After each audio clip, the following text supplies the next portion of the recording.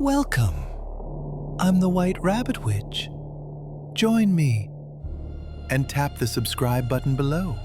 Now, let's step into today's story. This is the Australian Outback. Right now, I am unbearably hungry. My vision is blurred, my arms and legs heavy and cold. My friends are nowhere to be seen. Did they leave me behind, or did I lose them? I can't tell. I can barely remember why I'm walking through this wasteland, but one thing is certain: a maddening hunger, like my insides are drying out, and that hunger grows stronger with every sound and scent drifting from afar. I was traveling through the Australian Outback with 3 friends. It was our second day since leaving the city, driving through red earth, scattered rock cliffs, and an endless sky. The GPS signal often dropped and cell reception had long disappeared. Still, we were excited. Only here could we see stars like this, empty roads, and our own private adventure. By the time the sun began to sink, we parked our car at a small roadside campsite. The heat of the day faded, replaced by a cool wind, and the sound of insects slowly filled the outback. We lit a fire and started preparing a simple dinner when a sound reached us from far away. It was strange and unsettling. At first, I thought it was an animal tearing into its prey, but the sound was too slow, almost deliberate, with an oddly steady rhythm. When the wind shifted, it carried the sound closer. "Did you hear that?" one of my friends asked. The others nodded. We grabbed our lanterns and began walking slowly toward the direction of the sound. The crunch of sand and gravel under our boots formed an uneasy counterbeat to that chewing. In the moonlight, far ahead, it was kneeling. Its back was hunched, shoulders rising and falling, bringing something to its mouth. The closer we got, the stronger the smell became, a stench of decay mixed with a greasy scent that made my stomach twist. I lifted the lantern higher. In that moment, it raised its head, its eyes were unfocused, trembling, and a black fluid ran down its jaw. In its hands was something that hadn't completely stopped moving. One of my friends suddenly screamed. It reacted instantly, rising to its feet and charging toward us with impossible speed. It was moving faster than anything I had ever seen. The beam of our lanterns shook wildly as sand and gravel scattered beneath our boots. We sprinted back toward the faint glow of the campfire, hearts pounding. But the camp wasn't the safe haven we'd hoped for. When I turned, I saw Jack in its grip. It held him by the shoulders, its head buried deep into the side of his neck. Jack's scream was sharp but brief, cut off by a wet, crushing sound. "Jack!" The shout tore through the dark. All 3 of us lunged at it. Liam grabbed a rock and slammed it into the side of its head with all his strength. The thing staggered, but only for a moment. Then it lifted its face into the moonlight, half-collapsed features, jaw dripping with thick, black fluid. With one arm, it clutched Jack tighter. With the other, it lashed out and gripped Liam's throat. I hooked my arms around it from behind, trying to pull it away, but it was like trying to move a boulder. My breathing turned ragged. All I could hear right next to my ear was the slow, sticky chewing sound. From somewhere behind, Sarah hurled a metal pot. The clang rang out across the camp, making it turn its head, just long enough for us to drag Jack free. But his shoulder was torn open, the bite mark raw and dark, his breath coming in short, shallow bursts. "Get to the car!" We hauled him toward the vehicle, fumbling with the keys. The moment the engine roared to life, movement stirred in the distance. Shapes emerged from the dark, kneeling figures scattered across the road ahead. One by one, their heads lifted toward us. At first, there were 3, then 6, then too many to count. We sped forward, the endless outback stretching on both sides. Some of them stepped aside as we passed. Others scraped their hands across the car, nails screeching along the glass. In the back seat, Jack groaned. At first, I thought it was from the pain, but the sound deepened, thickened, turning into something else. A low, guttural rasp, like it was bubbling up from somewhere deep inside him. I glanced in the mirror.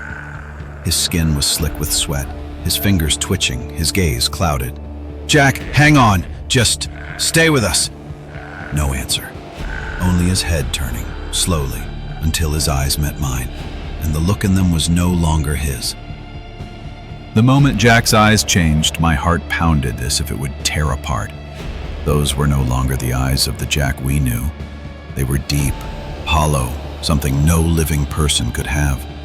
"Stop!" Liam shouted, but Jack rose slowly, as if he didn't understand the words. His shoulder and neck were already blackened, the flesh around the wound twitching subtly. A faint sound came from his mouth. It wasn't a groan or a word. It was a dull, wet sound, like something slowly breaking apart inside his jaw. The air inside the car was so tense it was hard to breathe. Sarah gripped the wheel and pressed the gas, but Jack calmly unbuckled his seatbelt and leaned toward us. "Jack, please." Before I could finish, he lunged for Liam's shoulder. Chaos erupted in an instant. Liam shoved him back with his elbow, but Jack's strength was unnaturally strong. The struggle jolted the car off the road. Tires screeched against the sand and the vehicle slid until it came to a stop against a dune. "Out!" I flung the door open and threw myself into the night. We were in the middle of the outback. The red earth stretched endlessly under a cold moonlight. And in that light, from the direction we had come, dozens of silhouettes were slowly approaching, all kneeling, repeating the motion of tearing something apart with their hands and mouths. Liam and Sarah followed me out, but Jack was already crawling toward us from inside the car. His nails scraped the sand, his breath coming out in heavy bursts. Then from behind me another shadow rushed forward. I turned instinctively, but it was too late. A cold hand clamped around my arm and I heard a damp, ragged breath at my ear. The next moment, a sharp pain sank into my forearm. The sudden sting spread into a dizzy haze in my head. My heart raced, but each beat felt slower, heavier. Liam shouted. He grabbed a rock and slammed it down on the head of the thing biting me. It staggered and I pulled myself free with effort, but dark, warm fluid was already spilling from the wound, heat spreading under my skin. "Move! This way!" Sarah waved toward the ruins of a building nearby. We ran for cover. The structure was little more than broken concrete walls, wind seeping in from every side, but it was shelter, at least for a moment. As I caught my breath, a strange sensation began at the wound. The pain dulled, replaced by a crawling, electric feeling under my skin. And then, hunger. Not just ordinary hunger, a deep, primal craving that rose from my throat and swallowed my thoughts whole. I bit down on my lip. I think I knew what this meant, and where it was going to take me. The wind seeped through the ruins with a low hum. Sarah flicked on her flashlight, but the beam broke apart in the dust, fading almost instantly. Liam grabbed my arm to check the wound. "It's already spread this far." His voice trembled, and I could feel the fear he couldn't hide. The dark crimson hue around the bite widened, and the crawling sensation beneath my skin grew sharper. With it came a gnawing hunger, stronger than before, and even the sweat glistening on Sarah's cheek caught my eyes. That scent was strangely sweet. "You can fight this just a little further and we'll reach the road." Liam's words barely reached me. They were muffled as though drifting underwater, and my heartbeat pounded like a slow, heavy drum. Then I heard it. Not footsteps, but the slow, deliberate sound of something being torn apart and eaten. Sarah peered through the gap in the window. "It's them." Far-off silhouettes began lifting their heads one by one. Their skin cracked, mouths smeared with a dark liquid, and they were looking directly at us. Liam held his breath. "We need to move, now." He pointed to the opposite side of the ruins, away from where the shapes were gathering, but then a scent in the wind hit my nose, the thick tang of iron. Something deep inside my gut twisted in response. "Will I be okay?" My voice was no longer the one I knew. Liam and Sarah both turned toward me, and in Sarah's eyes I saw unmistakable fear. That's when it happened. The cascade of stones fell from the side of the ruins. One of them was already close, its half-torn face and broken jaw dripping a dark fluid, its gaze locked onto mine. Strangely, I didn't look away. Instead, I felt a strange familiarity in its eyes, and something inside me quietly gave way. Dusk had fallen.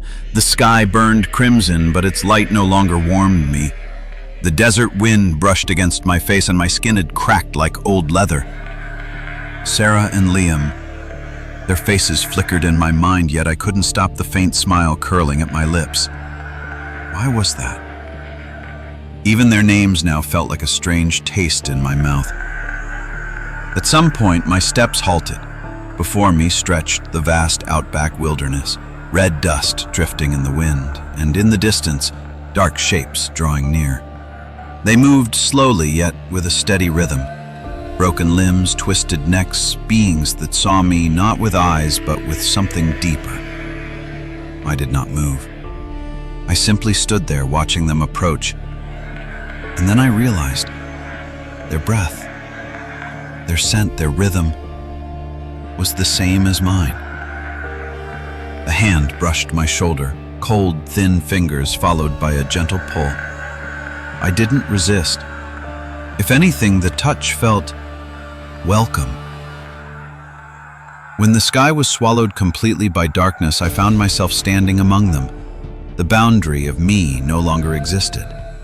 The hunger had vanished, replaced by an unexplainable fullness that filled every part of me. Far ahead, a light flickered. With the others moving toward it, I too began to walk. Within that light would be those who had not yet become them. And we were waiting for them.